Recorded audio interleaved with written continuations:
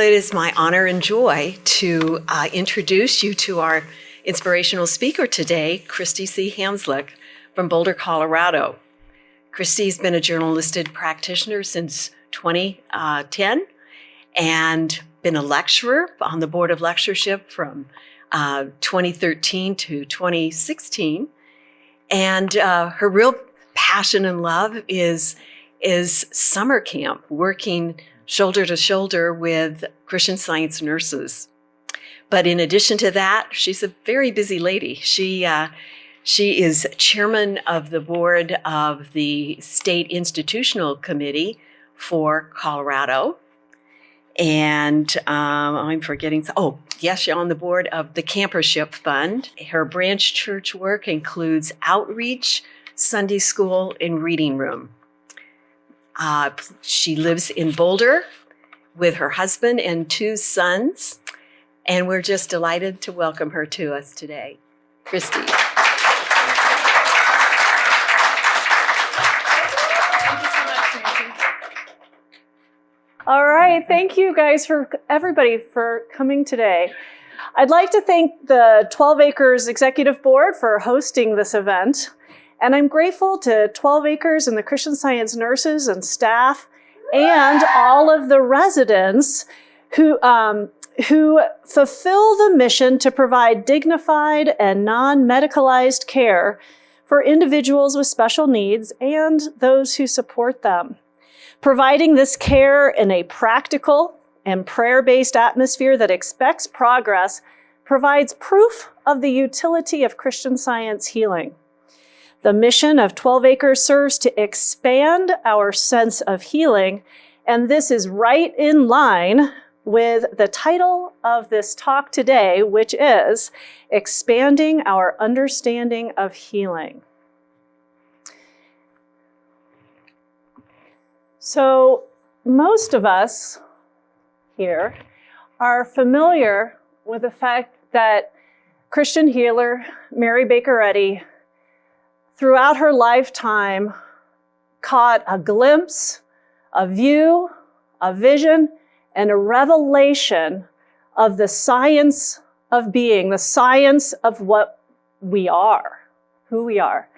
And she called this discovery, the revelation of the science of being, the science of the Christ, the science of our awareness of love, the awareness of who and what we are, the science of being, Christian Science. And as in 1866, of course, when she was in a dire situation after a terrible fall, she dug deep into the scriptures.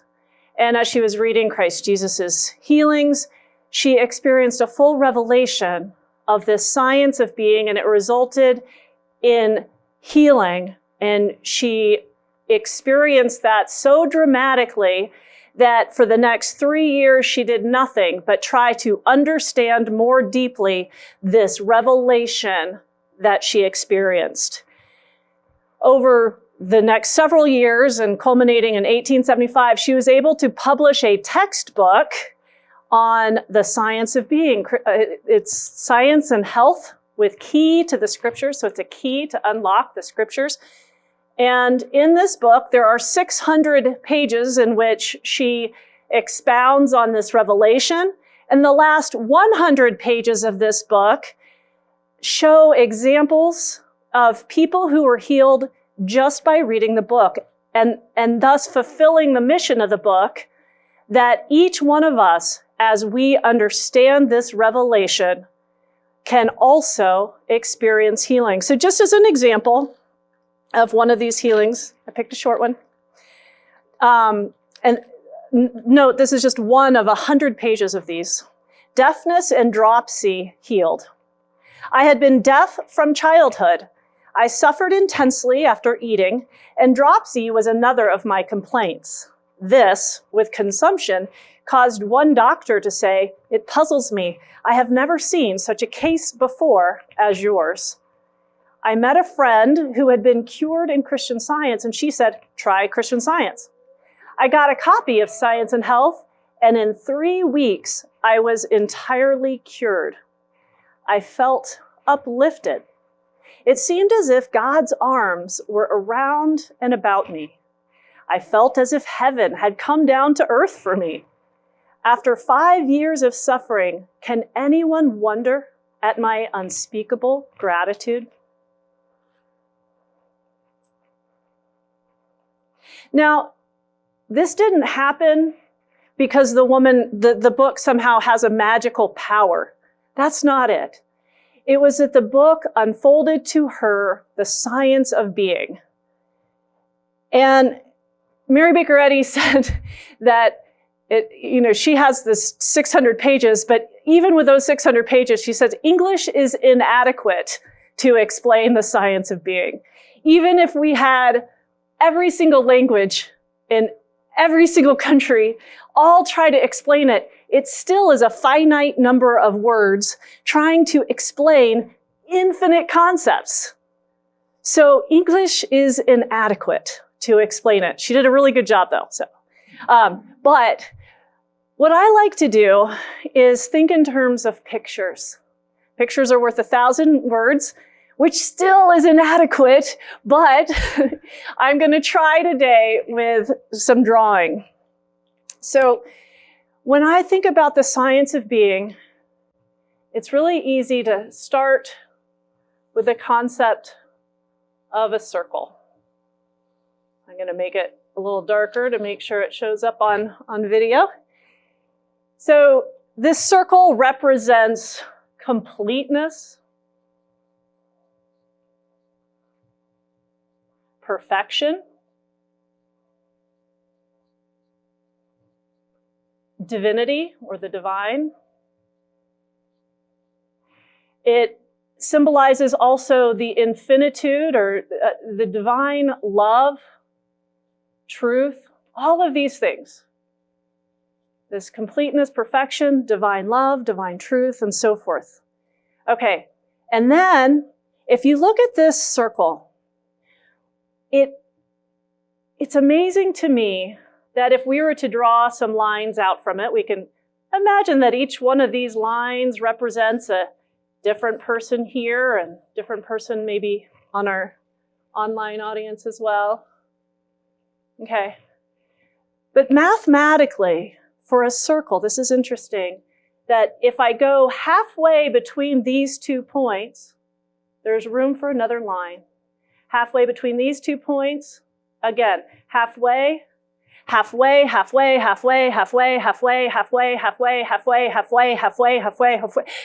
I could say halfway until next Tuesday and still not run out of halfways and still not run out of points on the circle.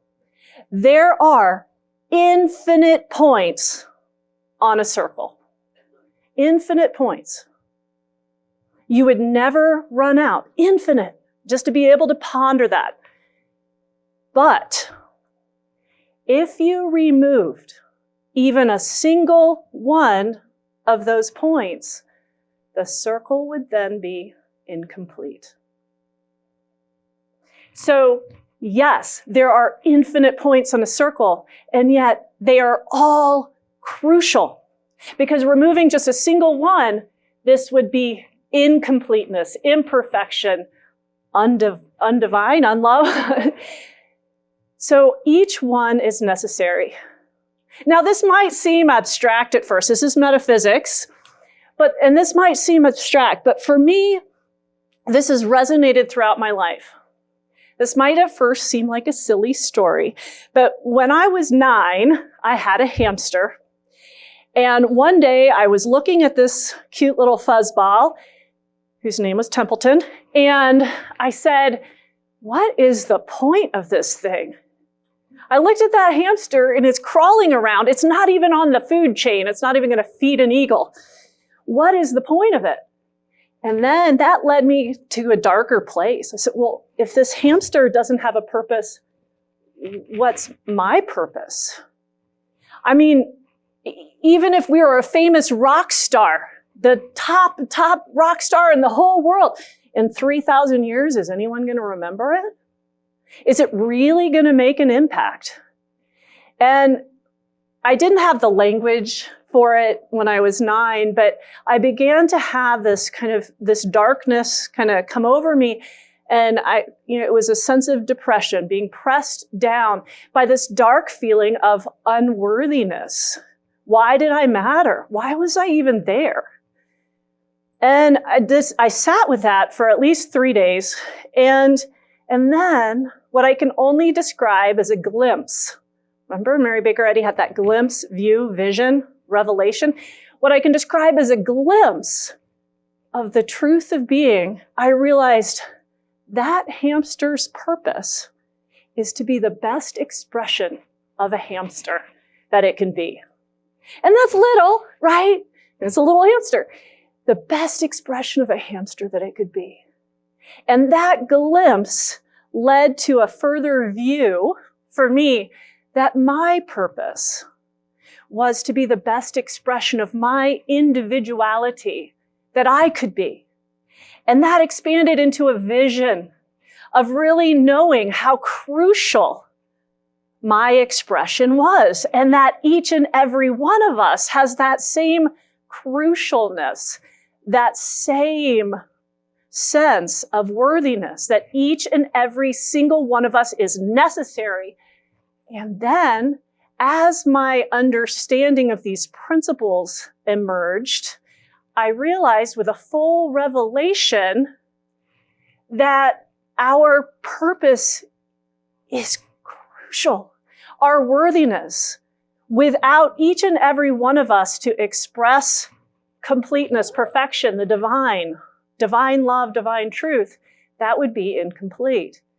And so now, not only did that heal me when I was 9 and I was lifted free from those dark thoughts, but also now, as I look out at each and every single individual, I'm filled with a sense of their purpose and their worth and their worthiness.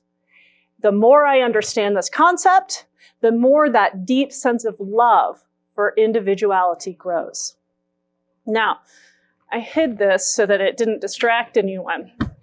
But now we'll move on to some more metaphysics, she says with a volleyball. If I took this volleyball, which is, of course, a sphere, and my circle, and I began to use a circle around that volleyball, you would see that there are infinite circles in a sphere. So not only are there infinite points on a circle, but now there's infinite circles, because you could always go halfway and halfway and halfway with the circles. So on a sphere, there's infinity times infinity. Now, infinity is not a number, it's a concept, right? And so there's no real such thing as infinity times infinity. And yet, there's also depth and breadth. There's infinite circles and infinite. Okay, so you can begin to imagine this, right? And you can begin to see how the sense of the infinitude of this revelation deepens and expands as we ponder it more and more. But there's some things that are still missing, and I'm going to enumerate them up here. So one of them that I haven't yet figured out how to draw in a picture is with this drawing is a concept of eternality or eternity.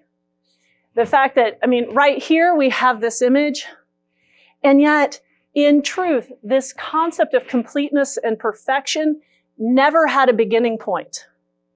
It never had a beginning. Some of you have probably pondered this about time, that even if you went back 100 kajillion years, you still would never be able to know the first moment of time, because there's always a minute before that, or a minute before that, or a minute before that, right?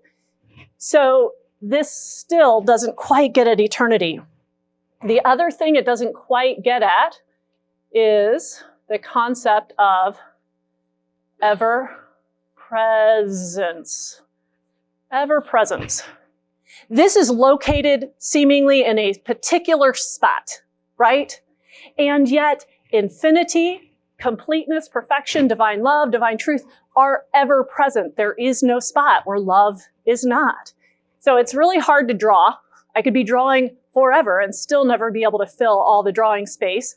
So we have to know that this is also ever present. The source here, I could list words forever and ever and ever. Wonderful words, completeness, perfection, divine life, divine truth, harmony, peace, and so forth. We need to know that this is ever sustaining, ever growing, sustaining, that there's never an end, that there's constant refreshment. The sunlight that's coming in the window right now is new. Now. It always will be. The light that we are experiencing now is constantly made new. And that's a concept embedded in this.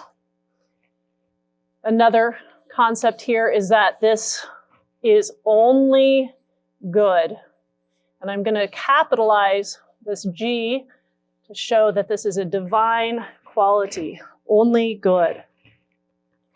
And then the fifth one I'd like to add is that embedded in this as a revelation, as what Mary Baker Eddy revealed in Science and Health with Key to the Scriptures, is a sense of understanding, that we actually understand it. So there's an interaction point.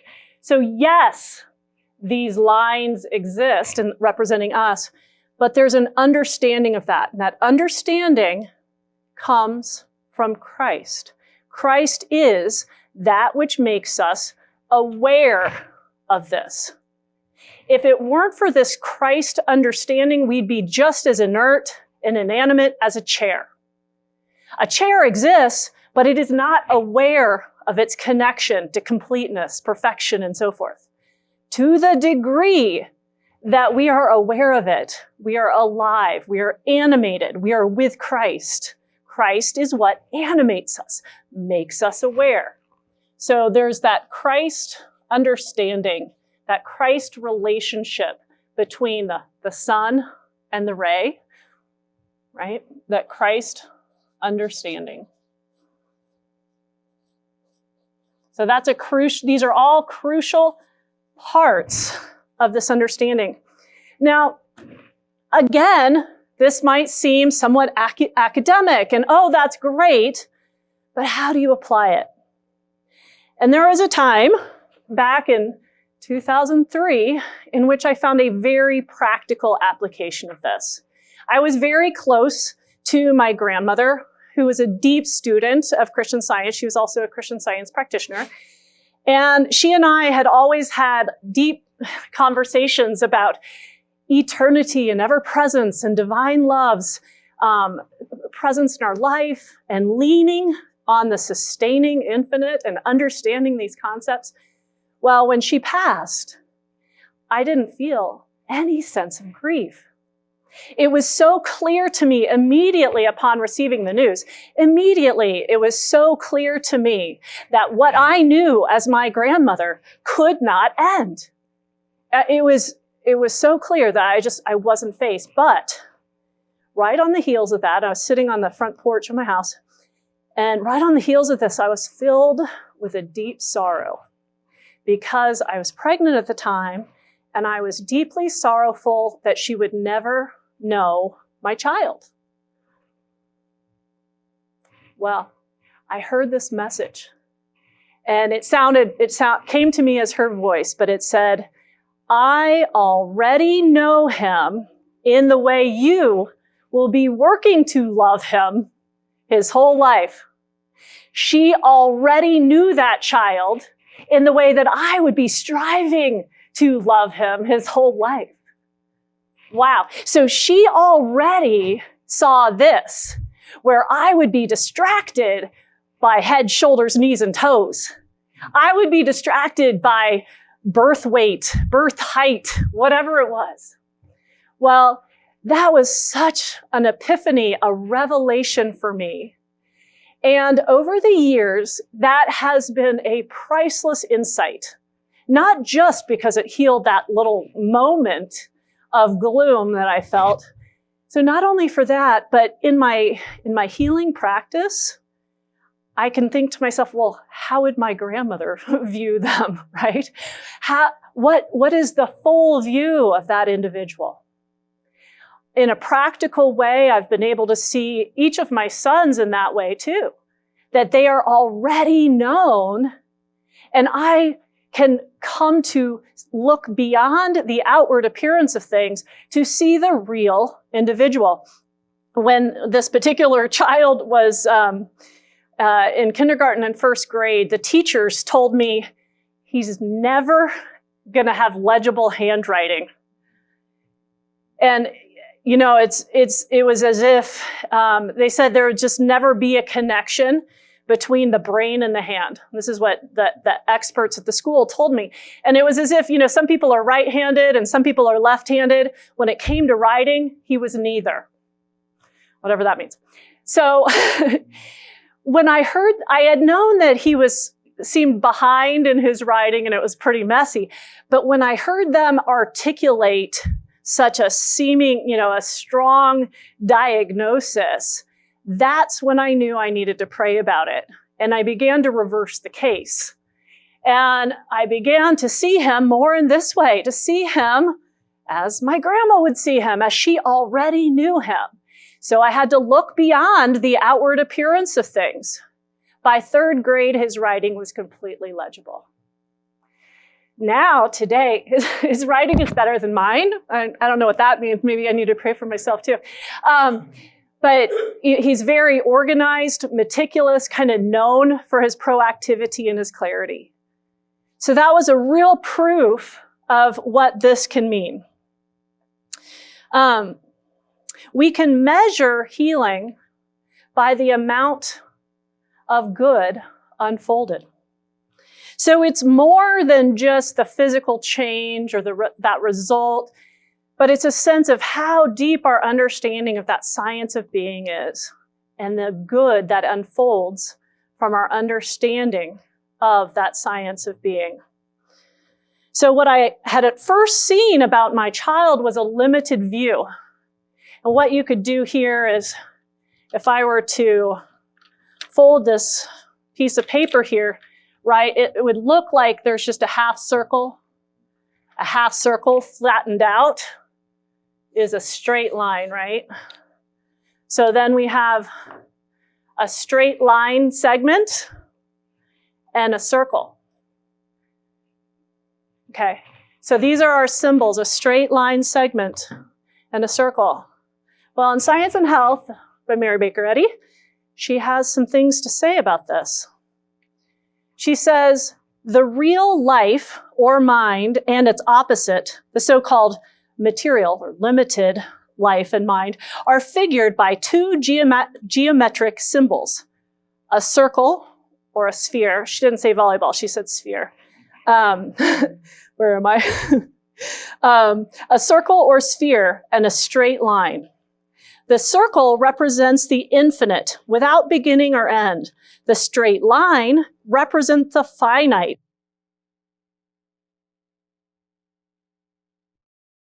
Good, the self-existent and eternal individuality of mind. The straight line represents evil, a belief in a self-made and temporary material existence. Eternal mind and temporary material existence never unite in figure or in fact. A straight line finds no abiding place in a curve, and a curve finds no adjustment to a straight line. Similarly, matter has no place in spirit, and spirit has no place in matter. Truth has no home in error, and error has no foothold in truth. Even though they may seem to touch, one is still a curve and the other a straight line. This is such an important revelation for us, that there's not two existences, not two realities. There is just one reality. I want to share with you a thing I realized about even this straight line segment. If I take this straight line segment and I divide it in half and half and half and half and half and half and half and half and half, even a straight line segment has infinity embedded within it. There is no such thing as a limited start and stop of anything. That there's not even a limited straight, it's a concept we have, but even this could be infinitely divisible. That's amazing. So there isn't more than one reality. There wasn't more than one grandma. There wasn't more than one of my son. There was one of him, one reality. And it was only as I saw that full view that I gained clarity on that. So it's almost as if, time for another prop, it's almost as if there's something interrupting it. Now this is a neat one, because look, it's right when it's close, you can see through it, but look what happens. The further you move away and the more you're focused on this limited view, you can no longer see that circle. Does it still exist? Yeah, it's still there. We know it's there. Nothing can take away the truth of being. Nothing could ever remove the worthiness, the crucialness, the perfection, and the completeness of each one of us. But this seeming obscuring seems to take it away. The more we're focused on this, the less we can see that. Does that make sense to everybody? And got yet another healing to share to illustrate that. Oh no, matter fell. Okay, yeah, this is my symbol for matter, by the way, in case you didn't get that. And that matter would be a limited view, kind of a break in our view of reality. Several years ago, my younger son, I got a call. They had been at volleyball practice, and I got a call from the physical trainer there saying that my son had broken his foot. And he was sure of it. He'd been working there for 9 years and so forth. And my son came home, and he was indeed hobbling and not walking very well, trying to muscle through it, but it didn't look very pretty. And in order to satisfy the team and so forth, we needed to go and have this checked out. So I made an appointment for the next morning so that we could get him back to practice. Meanwhile, I called a Christian Science practitioner, who most of you know a Christian Science practitioner's job is. This is somebody who's in the full-time healing practice, which means that full-time, their job is to see you this way. That's their job, is to see this no matter what tries to get in the way. Their job is to see this. So I called a Christian Science practitioner friend to help me with this case. And in the morning, we went to this appointment. And my son was taken into and he was still seemed to be hobbling a little bit, but he was taken into the x-ray room, and they were going to x-ray his foot. And I just sat in the main office, and I just knew that no one could see a broken reality. No one could see him like this.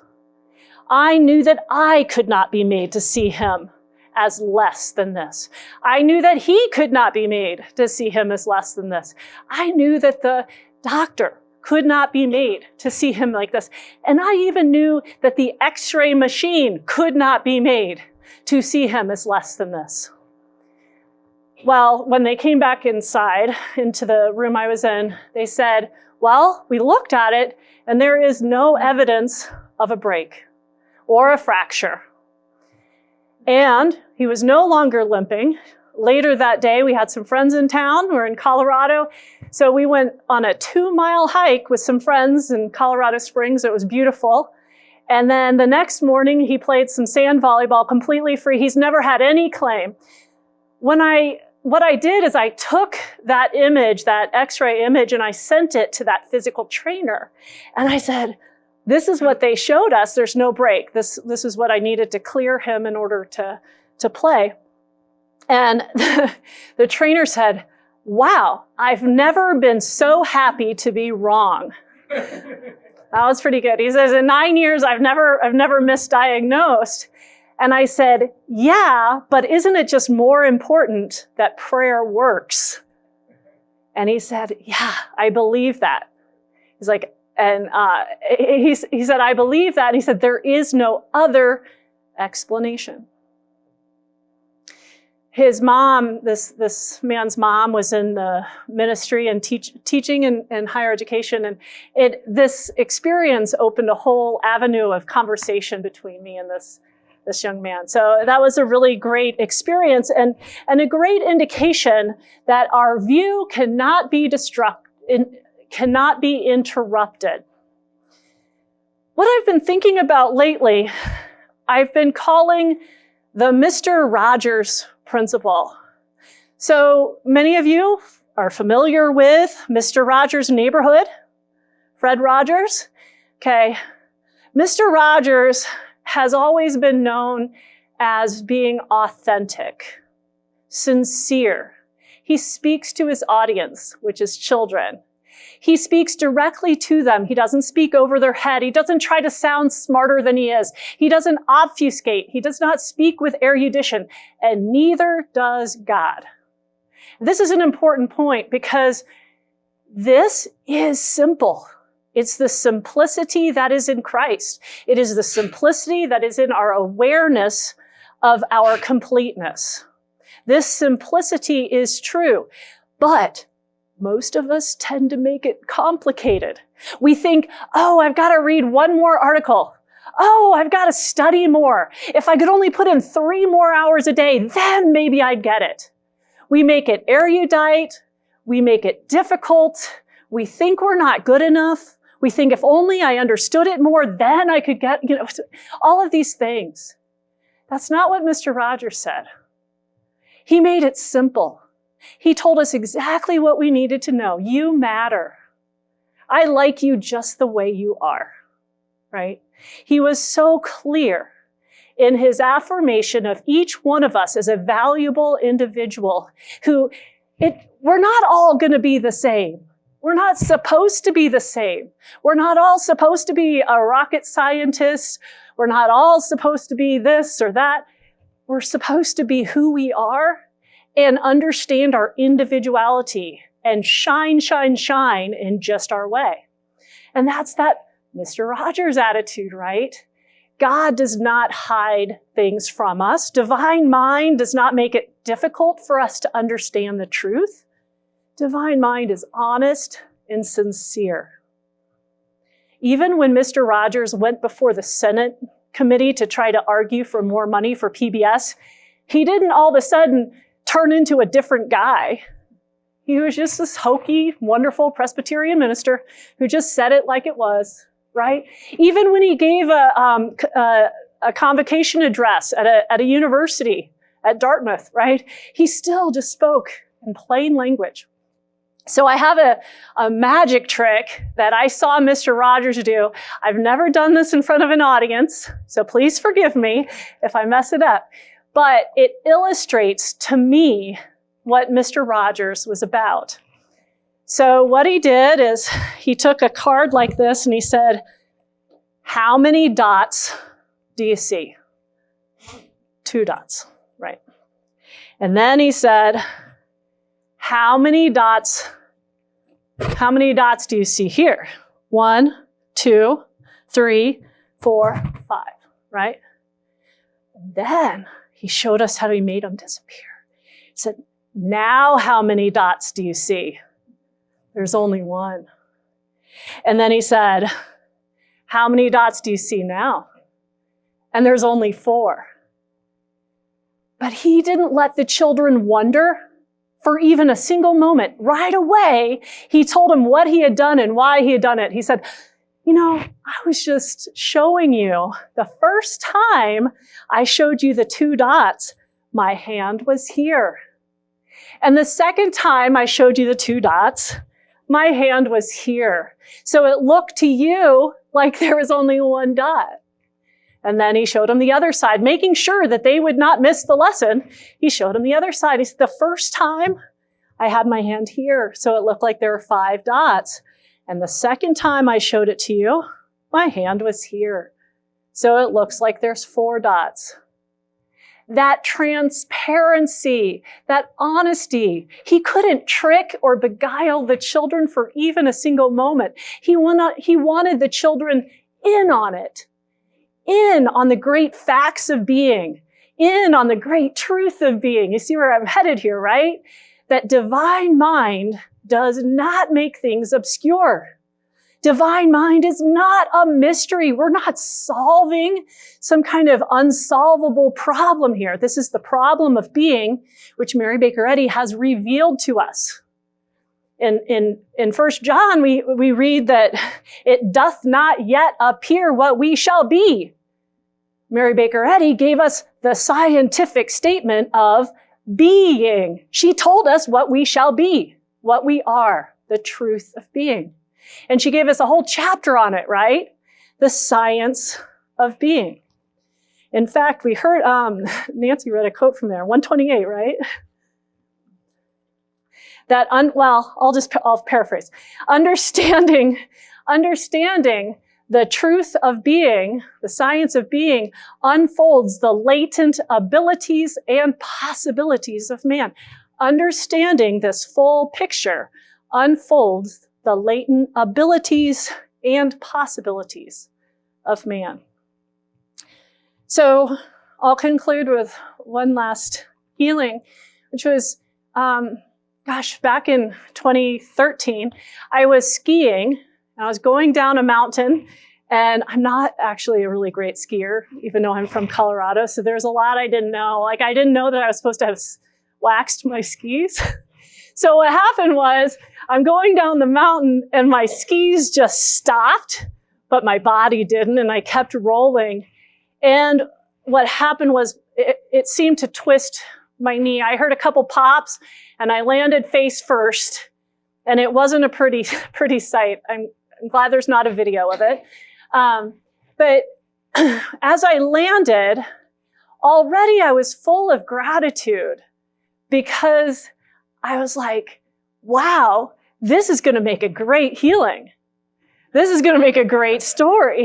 And I was already focused on, great, I'm going to learn more about the truth of being. Well, right away, I heard this wonderful message, this divine communication from this infinite love and infinite truth that said, nothing can touch God's child. And I was able to get myself back up and start to make my way down that mountain. And as I made my way down, I just, nothing can touch God's child. Every time there seemed to be pain, I would just interrupt it, just interrupt that incessant noise. No, nothing can touch God's child. And I made it to the bottom, and that first night was not very comfortable. And the next day, I was so full of fear that I was just never going to be able to walk again. And that's what it seemed like. My leg had expanded felt like twice the normal size, and it just did not look like I was going to be very mobile. And to me, that fear wasn't just like in front of this vision, but that fear was so in my face that I wasn't seeing even the poster, let alone that revelation. Again, I contacted a Christian Science practitioner to help me see through that limited view. And as I did that, I began to catch a glimpse. Her comfort right then was a glimpse. Now I could see at least a hint of this. That I knew that I would begin to feel a sense of comfort. So there was a glimpse. And then I began to feel a view. And I began to see that it was my divine right to be healthy, to be full of health. I knew that it was my divine right to understand more about the truth of being, that the truth of being could not be stopped, blocked, impeded, interrupted, any of those things, that nothing could interrupt. That broader thought of nothing can touch God's child came into just no thought, no enemy no antagonism, what Mary Baker Eddy calls animal magnetism. I like to call it animalistic magnetism. Any seem of pull or push away from this concept because it has no authority and it has no source. I began to catch a larger vision of this until ultimately I experienced a revelation of that. And over that time, I think it was less than 2 months, I began to be able to walk, then ride a bike, and then I began to be able to play one of my favorite sports, which is volleyball, which is a lot of shifting around and jumping and so forth with complete freedom. So that understanding of that revelation manifested in my experience that, of course, as I understood my full expression better, of course, that's what I would experience as well. There are not two versions of me. There is just one version. So as I understood that more clearly and understood the truth of being, the truth of what we are, then all the other limited sense fell away. And that's true for each and every one of us, that there's not an exception to that. There's no such thing as being a line. I kind of need to cross that out. Because there's no such thing as being a line separate from this. Because remember, this is ever present, filling all space. So there is no such thing as separation, being divided, being broken. There's nothing that could obscure or obfuscate because God is, like Mr. Rogers, the Mr. Rogers principle, kind, authentic, speaking to us as the children of God and not the adults of God. Even if we have to buy toilet paper and look for insurance rates and figure out our mortgage, we're still not the adults of God. We're the children of God. And Mr. Rogers is speaking directly to us, right? When he's showing us that he didn't actually hide one of those dots. And divine mind is speaking directly to us. There's nothing that divine mind, which is like a good parent, would ever keep from us. And so our job is to receive that. Our job is to feel that divine energy of Spirit blessing us and to receive the gift that's being given to us. And we can each, as we understand the science of being more and more, we can witness in our own experience and in the experience of others that it unfolds the latent abilities and possibilities of each one of us. And I'll conclude with a message from Fred Rogers, who says, "You've made this day a special day by just your being you. There's no person in the whole world like you, and I like you just the way you are." All right, thank you. Thank you.